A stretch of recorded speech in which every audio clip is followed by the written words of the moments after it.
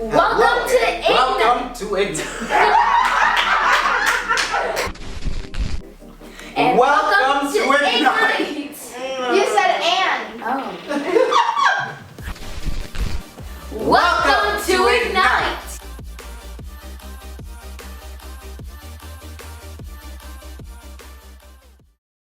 Today, let's talk about queens and kings and the authority they have. This is the story of a man named Haman, a king named Xerxes, a man named Mordecai, and his beautiful cousin, who was an orphan. Her name was Esther, which means star. Esther was a Jewish girl who had been taken captive. After her parents died, she adopted a family member, Mordecai, who raised her as his own daughter. King Xerxes needed a new queen, and Esther was selected from many young women.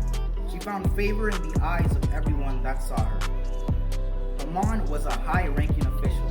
He did not like the Jews. He particularly did not like Mordecai. So Haman decided to destroy all of his people, which were also Esther's people. The king was unaware that Esther was Jewish. What was Esther to do? She did not want her people to be destroyed.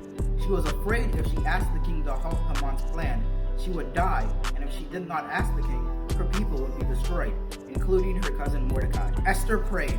Her servants prayed. Mordecai prayed. The Jewish people prayed. Then Esther decided to go before the king. She was very brave and loved her people and God very much. She saved her people. Esther was very brave. What you don't know about this story is that Esther knew that anyone who approached the king without first being summoned was killed, unless the king was in the mood to extend his scepter and spare their life.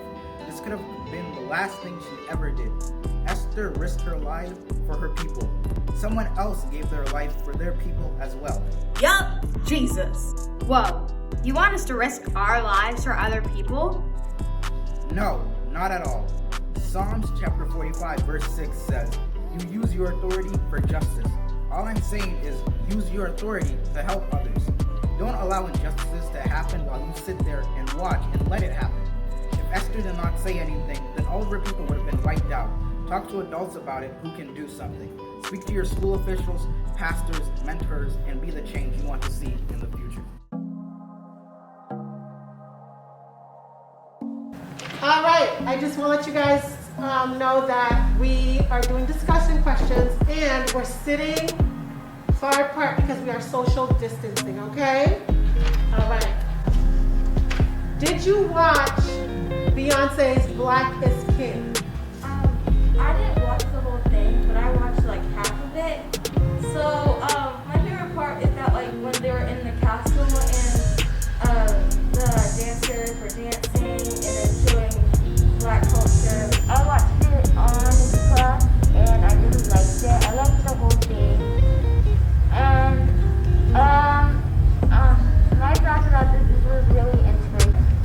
How does it connect or not connect to the story of Queen Esther?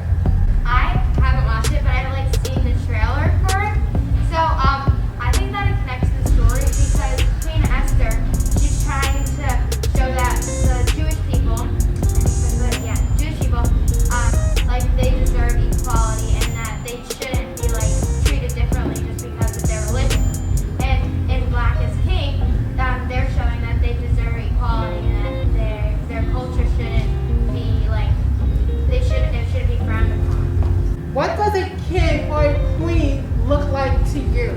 Someone who's a king or a queen is somebody who respects themselves enough that they can have that respect for themselves with other people and know their boundaries as well. We are all God's people, and we are kings and queens. We have authority over the earth. Remember to focus on this scripture, Psalm 45, verse 6. You use your authority for justice. Good afternoon, everyone. My name is Matthew Thompson. I'm a sophomore at UMass Boston. To put it frankly, I'm tired. I'm tired of living in a world where the list of Black men and Black women who were killed by police is more well known than the list of Black billionaires. I'm tired of living in a world where the median net worth of a white household in Boston is $247,000 more than the median net worth of a Black household, which is only $8. I am fed up. Our generation is fed up, but that's why we're here. We're here to continue the work that the generations before us began. We are the ones who will finish what they started. The reason we named this march the Ground Shakers March is based off of Joshua chapter 6, the Battle of Jericho. And Jericho was a huge city with unbreachable walls surrounding the entire land. God promised Joshua that he would hand the city over to him. But in order to do that, those walls needed to come down. Joshua and his entire army marched around the walls of Jericho for 7 days. 7 days. We just walked 1.5 miles. We were yelling and protesting that whole time. Now, imagine doing that for 7 days around the entire city of Boston. Now, imagine the exhaustion that his army felt. Imagine the exhaustion that Joshua felt. Imagine the exhaustion that everyone felt walking around for 7 days. But on that 7th day, God told them to shout, to make as much noise as possible. So Joshua told his army, shout, for the Lord has given you the city. And I believe that is where we are today. This year is that 7th day. The racism that we face as black people, the injustice that we face as black people, the inequality that we face are the walls of Jericho. And the protests that have been happening this year are the shouts of that final day. The shouts where those walls came tumbling down. Now, the 7th day was not the only day that they made noise. Every day they marched and blasted trumpets. Those are the protests from the past. That is the progress that the Martin Luther Kings and the John Lewises and the Rosa Parks of the past made. They shook the ground and made a lasting change. But this year is the year that we make a permanent change. This year is that last day when we shout and the walls come tumbling down. This year is a year that we make so much noise that we don't have to deal with any of that stuff ever again. This is the year that we create a radical revival. But in order to do that, we have to keep making noise. We have to continue to fight for the change that we need. It says in Galatians chapter 6, verse 9, let us not become weary in doing good, for at the proper time we will reap a harvest if we do not give up. This is the proper time. This is the year of Jubilee where we are reaping the harvest that God has promised to us.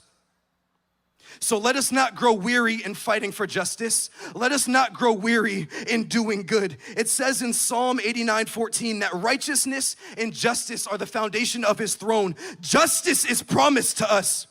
A time is coming where we no longer have to worry about more hashtags and body bags. A time is coming where we no longer have to worry about how to teach black children how to live in this world. A time is coming where we no longer have to see black bodies being killed on social media daily. This time is coming.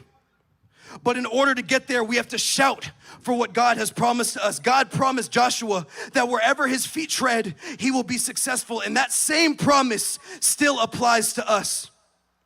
We just finished marching for equality, for justice, for reformation.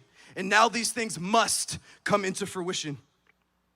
We have to continue to shake the ground until these promises come.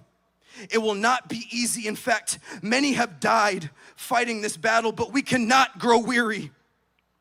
And we will not be silent. We will not stop shouting until police are held accountable for their actions. We will not stop shouting until justice is brought to DJ Henry. We will not stop shouting until justice is brought to Breonna Taylor. We will not stop shouting until racism is removed from our government. So right now, I want to do something symbolic.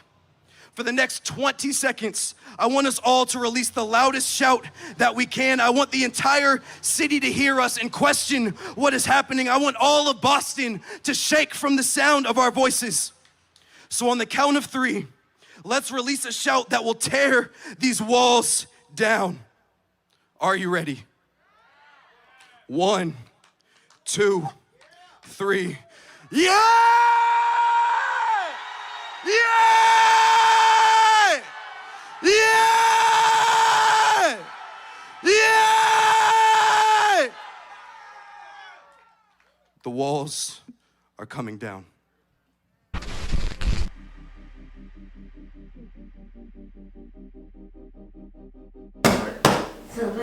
That was a great episode, wasn't it? Yeah, the crown thingy, it was like Absolutely.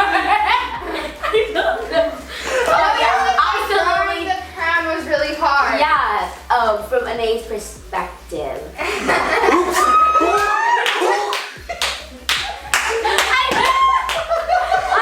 What?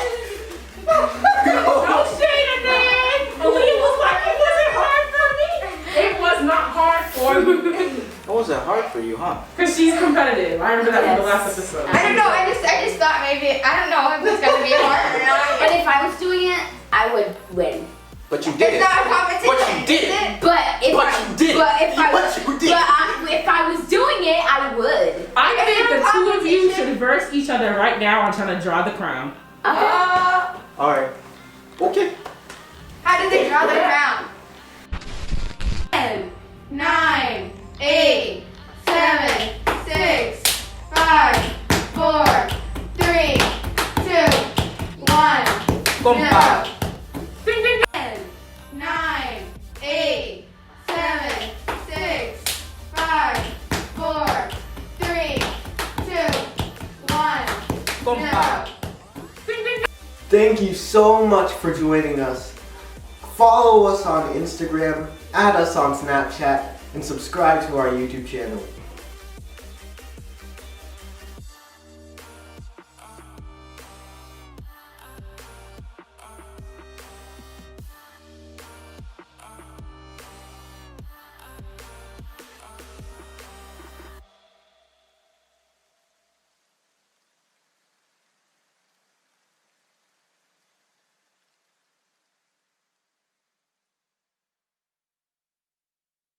That's a really good angry face. Because my angry face